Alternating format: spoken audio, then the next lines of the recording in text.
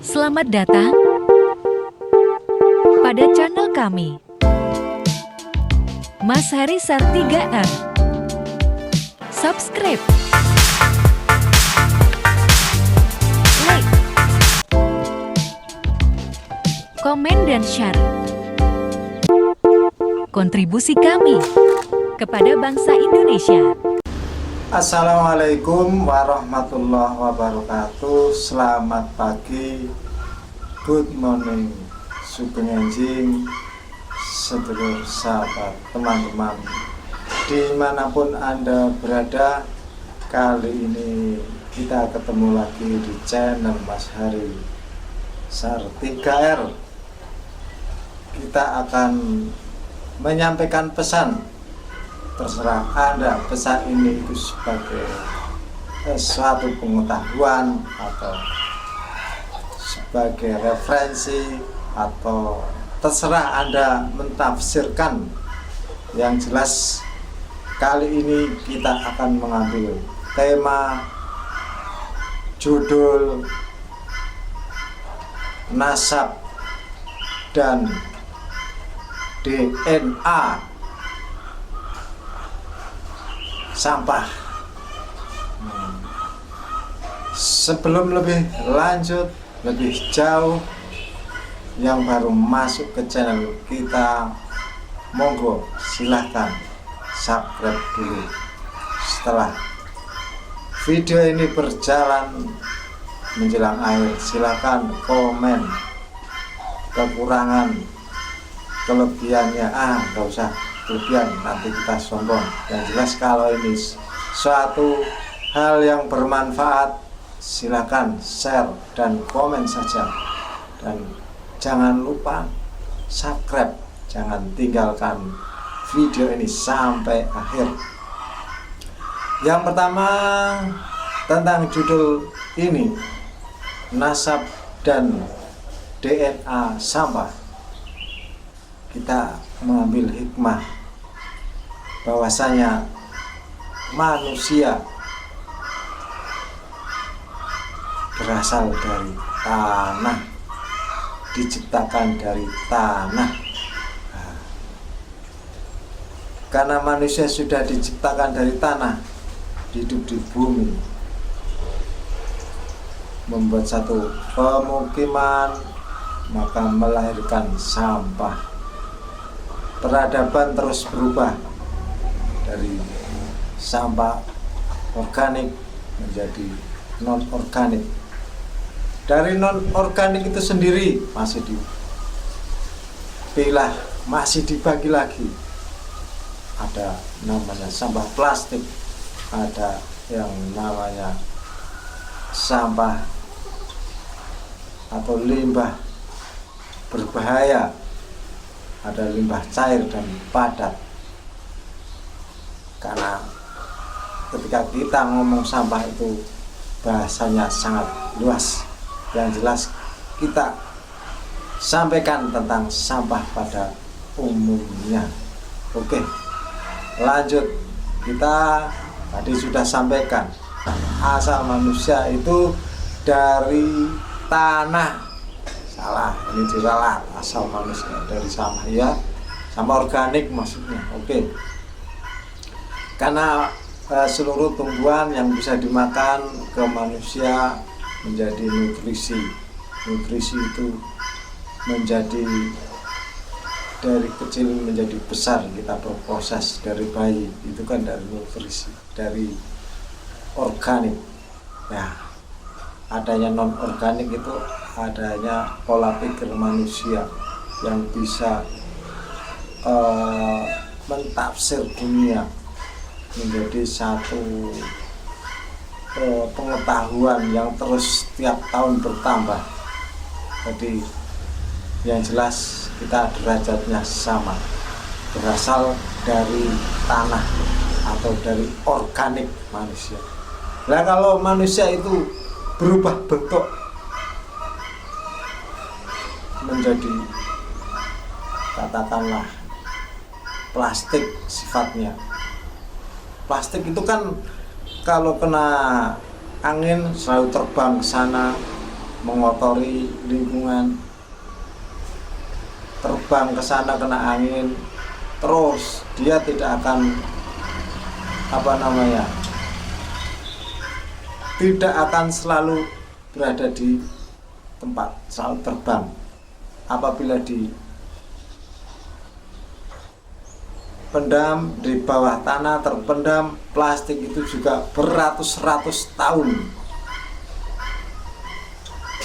tetap aja seperti plastik.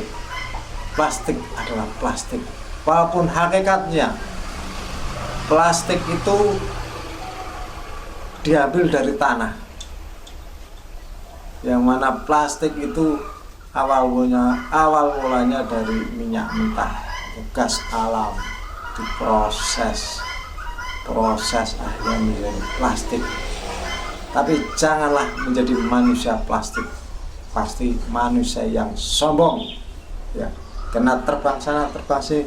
Nah, kalau sampah plastik dibakar ada zat atau kimia itu kalau kita hirup itu sangat beracun. Berbeda dengan sampah organik, kalau dibakar hanya menimbulkan asap, mungkin seperti itu. Itulah dua sifat sampah organik dan sampah plastik. Nah, kalau organik, kalau dijadikan kertas masih bisa untuk menulis. Kalau organik, nah kalau plastik untuk nulis bisa enggak? Dihapus lagi bisa. Tumpel, ibaratnya menulis di atas air. Nah, seperti itu. Ya enggak? Oke, kita lanjut lagi. Sampah berbahaya, beracun ya, seperti gelas yang besi ya, beling, besi, aluminium, itu sampah namanya, termasuk sampah berbahaya. Jadi harus disendirikan. Bisa untuk senjata lah, keras sifatnya ya enggak, besi, aluminium, beling, keras. Nah, sifat kamu apa? Sifat organik, plastik, apa besi, aluminium? Kalau emas itu masih bisa dijual, harganya mahal. Nah, kalau besi, aluminium kan keras, harganya ya segitu-gitu, kadang turun, kadang naik. Itu realitas sosial. Kalau kita hubungkan dengan sifat manusia, kita harusnya sifatnya seperti sampah organik, karena kita berasal dari tanah. Bukan kita harus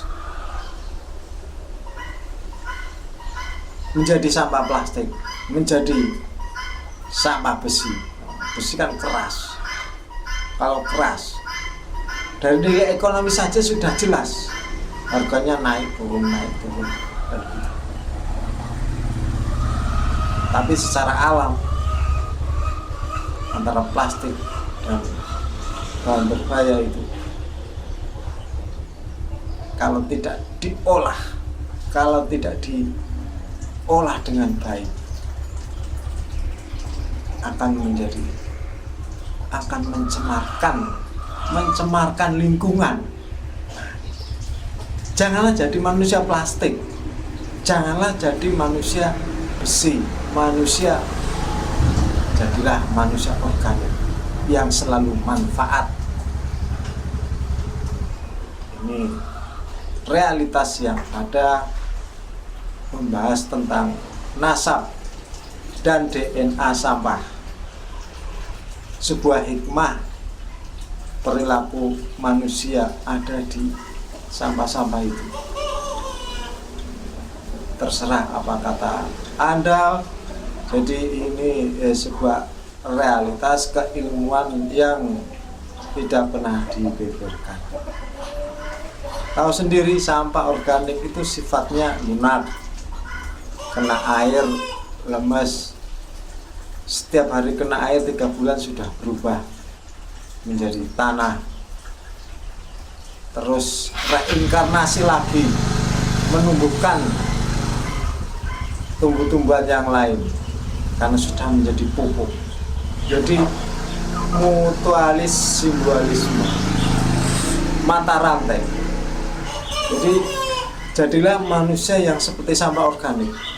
Dia akan selalu dibutuhkan dalam siklus kehidupan. Kalau plastik, sampah berbahaya, beling besi, paku plus ketusuk tetanus, meninggal dunia.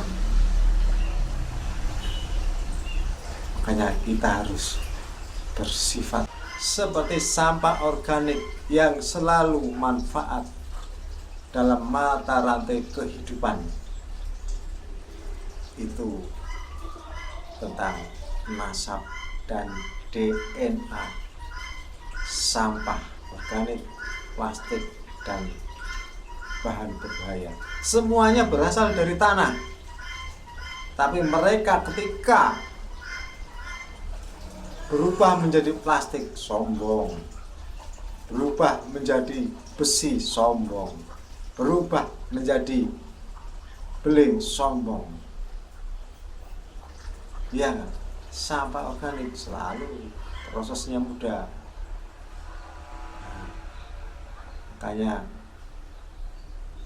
sebenarnya semuanya dari tanah.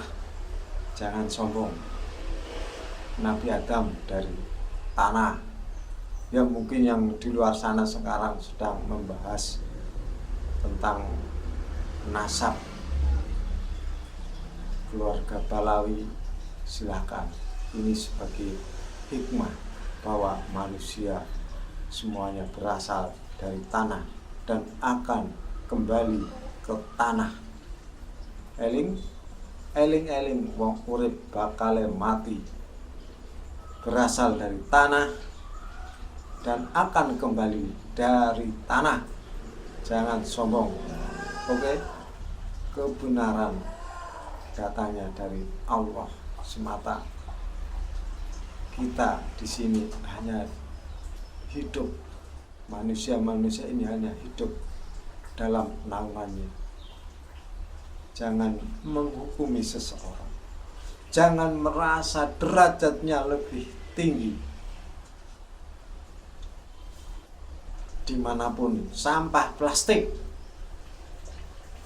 pasti mencemari, selalu terbang sana, terbang sini. Kalau dipendam tidak akan berproses beratus-ratus tahun, akan mencemari tanah, tidak menyatu dengan tanah. Jadilah manusia yang seperti sampah organik, selalu berputar, selalu bermanfaat untuk kehidupan di muka bumi ini. Walaupun itu sampah organik yang dari alam itu, kayunya dirubah menjadi kertas, ternyata dengan tanah juga menyatu. Artinya kalau sampah organik, daunan yang tidak proses atau diproses dengan alam itu manusia biasa.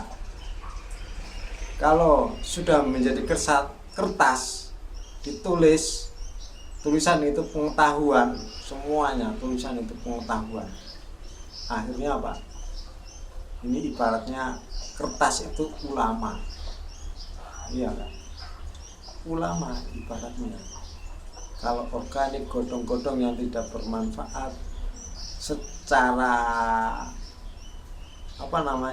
kasat mata, ternyata mereka menjadi tanah, terus menyuburkan tanah, menimbulkan tumbuhan itu tumbuh subur, mata rantai. Makanya jangan seperti plastik. Jadilah sampah organik. Jadilah bahan-bahan organik. Bahan-bahan organik yang bisa menjadi kertas. Kertas itu ibaratnya ulama, bisa ditulis. Ulama itu gitu ya, ilmunya banyak. bisa dimasuki ilmu pengetahuan. Seperti itu. Oke, itu saja tentang nasab dan DNA sampah untuk hikmah kita semua, bahwa manusia asalnya dari tanah. Assalamualaikum warahmatullahi wabarakatuh. Semoga bermanfaat untuk kita semua.